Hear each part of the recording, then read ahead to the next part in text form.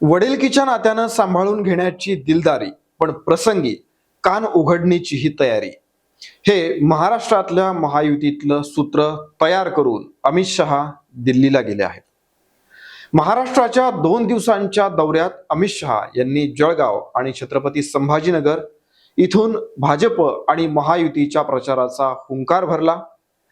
पण मुंबईत येऊन महायुतीतल्या सगळ्याच नेत्यांना प्रॅक्टिकल अप्रोच ठेवून जागा वाटप करण्याचा परखड सल्लाही दिला.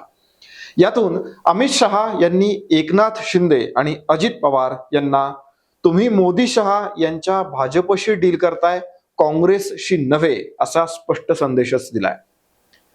काय आहे महायुतीच्या जागा वाटपाचा फॉर्म्युला, या व्हिडिओत पाहणार आहोत. नमस्कार, मी प्रदीप आणि आपण पाहताय बखर लाईव्ह.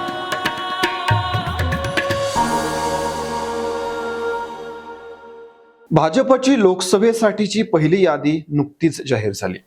देशभरातून 195 उमेदवारांची नावं त्या यादीमध्ये आहेत. पण प्रश्न हाच होता की महाराष्ट्रातल्या एकाही उमेदवाराचं नाव त्यात नाहीये. आता या चर्चा देखील लगेच त्यानंतर सुरू झाल्या. त्याचं उत्तरही आता मिळालेलं आहे. अमित शहा महाराष्ट्राच्या दौऱ्यावरती होते. यात जागा वाटपावर तोडगा निघाला असेल असं बोललं जातंय.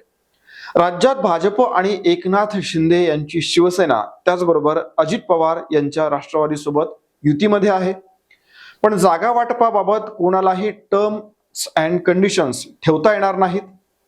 म्हणजे भाजपशी शिंदे आणि अजितदादांना स्वतःच्या टर्म्स अँड कंडिशन्सवर वाटाघाटी करता येणार नाहीत, तर भाजप स्वतःच्या टर्म्स अँड कंडिशन्सवर त्यांना वडिलकीच्या नात्यानं सांभाळून घेईल, हेच अमित शहा यांनी आपल्या सुप्त संदेशात स्पष्ट नमूद केलेलं आहे. त्यांनी आणि देवेंद्र फडणवीस यांनी एकनाथ शिंदे आणि अजित पवारांशी स्वतंत्रपणे चर्चा केल्याची बातमी देखील समोर आलेली आहे. आतापर्यंत एकनाथ शिंदे हे 2 पक्षांच्या जागा वाटपाच्या चर्चेमध्ये पहिल्या खुर्च्यांवर बसलेले नसायचे, कारण अखंड शिवसेनेमध्ये त्यांना मर्यादित अधिकार होते, किंबहुना अधिकार नव्हतेच असं आपण म्हणूया. पण अजित पवारांचं तसं नव्हतं. शरद पवार जरी काँग्रेस राष्ट्रवादीच्या आघाडीत प्रमुख नेत्याची भूमिका बजावत असले तरी एकूणच पवार काका पुतणे जागा वाटपावर आपला प्रभाव टाकायचे. अनेकदा त्यांच्या स्वतःच्या टर्म्स अँड कंडिशन्स देखील असायच्या. काँग्रेस सोबत आघाडी करताना किंवा वाटाघाटी करताना हा प्रभाव जाणवायचा. असं म्हटलं जातं की शरद पवारांचा राजकीय दबदबा अधिक, तर अजित पवार प्रशासकीय पातळीवर शिस्तीचे. त्यामुळे काँग्रेसलाही नमतं घ्यावं लागत होतं. आता मात्र तशी परिस्थिती उरलेली नाही. महाराष्ट्रामध्ये देखील तशी परिस्थिती नाहीये असंच आपण म्हणूयात. राष्ट्रवादी काँग्रेसमध्ये फूट पडलेली आहे. या फुटीनंतर शरद पवारांचा भाजपवर मोदी मैत्रीपूर्ण देखील दबदबा उरलेला नाही. तर अजित पवारांचा प्रशासकीय प्रभाव हा देवेंद्र फडणवीस यांच्या नियंत्रणाखाली आलेला आहे. त्यामुळे अजितदादा स्वतःच्या टर्म्स अँड कंडिशन्सवर भाजपशी कुठले डील करू शकतील ही शक्यताच फार दुरापास्त आहे. त्यामुळे अमित शहा यांनी शिंदे आणि अजितदादांना प्रॅक्टिकल अप्रोच ठेवून जागा वाटप करण्याचा सल्ला दिलेला आहे. जागा वाटपाचा फॉर्म्युला निश्चित करूनच अमित शहा मुंबईतून दिल्लीला गेले.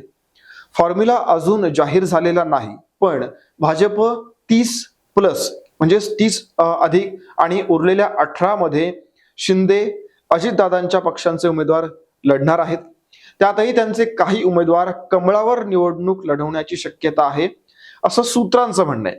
यात मतदारसंघांची अदलाबदल करून यातला एखाद दुसरा आकडा इकडे तिकडे होऊ शकेल, पण मूलभूत सूत्र मात्र बिलकुलच इकडे तिकडे हलणार नाही. आणि ते सूत्र हेच असेल की भाजप मोठ्या भावाच्या नव्हे तर वडिलकीच्या नात्यानं शिंदे अजितदादांना जरूर सांभाळून घेईल, पण प्रसंगी कान उघडणीही करायला मागे पुढे पाहणार नाही.